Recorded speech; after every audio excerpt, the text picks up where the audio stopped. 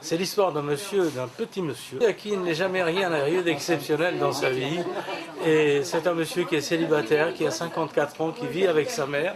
Et tout est petit, tout est chiche dans sa vie. C'est autobiographique? Oh, certainement pas.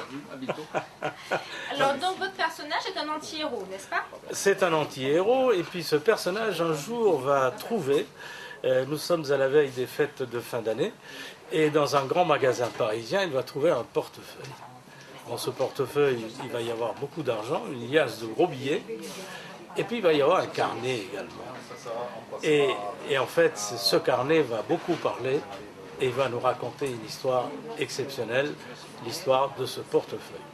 On baigne dans la drogue, on baigne dans la prostitution, on baigne dans les règlements de compte, et c'est un peu un hommage à tous ces grands auteurs qui nous ont fait rêver, qui s'appellent Frédéric Dard, qui s'appellent Gérard Villiers, qui s'appellent, enfin vous voyez tous ces grands du polar, et c'est un peu en pensant à eux que j'ai voulu écrire ce livre-là, et c'est l'histoire d'un rêve.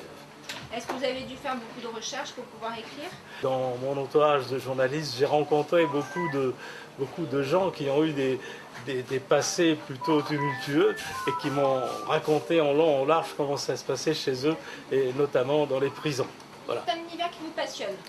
Non, c'est un univers qui m'a amusé, c'est tout.